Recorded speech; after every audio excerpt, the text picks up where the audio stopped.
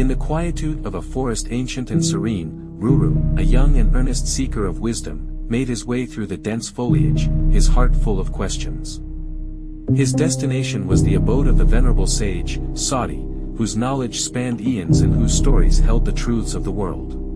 Ruru's footsteps echoed softly, as though even the earth respected the gravity of his thoughts. When he arrived before the sage, Ruru bowed deeply, his voice trembling with the weight of his curiosity.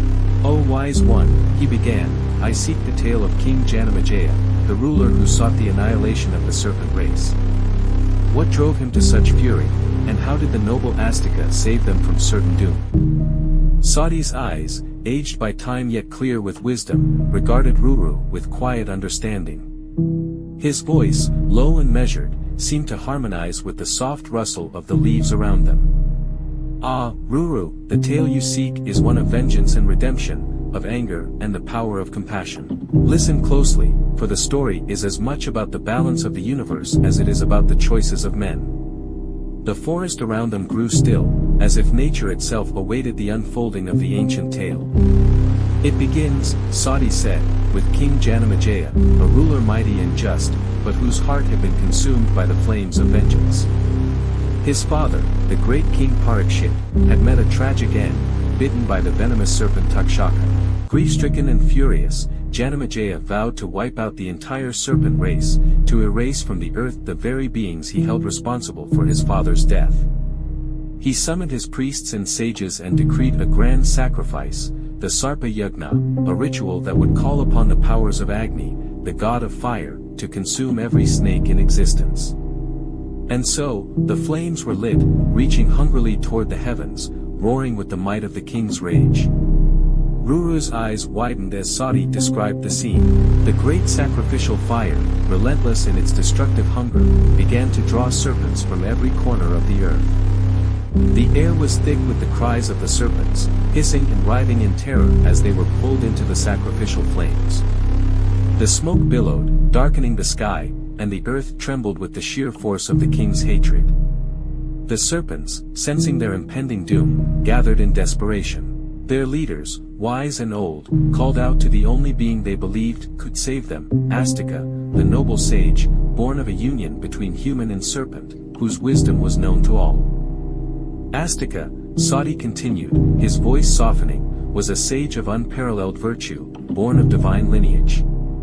His mother, Manasa, was a serpent woman, and his father, the great sage Jaratkaru, was a human. From this union, Astika inherited both the wisdom of the serpents and the compassion of the sages. When the serpents' cries reached his ears, Astika could not ignore them. Though young, his heart was filled with a sense of duty, and he knew that he must intervene to stop the slaughter.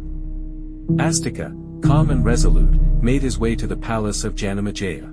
The flames of the sacrifice were already raging, and the priests chanted the mantras that would complete the extermination of the serpent race. Astika approached the king with humility, yet his presence commanded respect. Bowing before Janamejaya, he spoke, his voice steady but filled with the weight of his words. "O great king, I implore you to halt this sacrifice. Your wrath has consumed your wisdom, and you are blind to the consequences of your actions. The serpents are not your enemies, they are part of the natural balance, a balance that, if disturbed, will bring chaos to the world." The king, still consumed by his grief and anger, hesitated. His brow furrowed as he struggled to reconcile his desire for revenge with the calm wisdom that radiated from Astika. "But my father," Janamejaya began, his voice breaking, "he was taken from me by these serpents.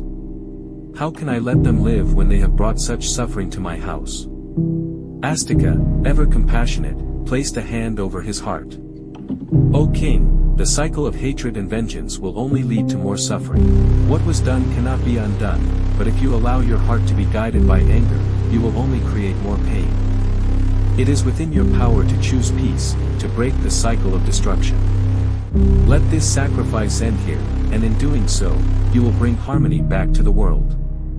As Sauti narrated this pivotal moment, Ruru could feel the tension in the air, the weight of the decision that hung over Janamejaya's heart. The king, torn between his grief and the wisdom of Astika's words, finally relented. With a heavy sigh, he raised his hand, signaling the end of the sacrifice. The flames that had once roared with his fury now dwindled, flickering softly before extinguishing completely. The serpents, who had been moments away from extinction, were spared, and the cosmic balance was restored.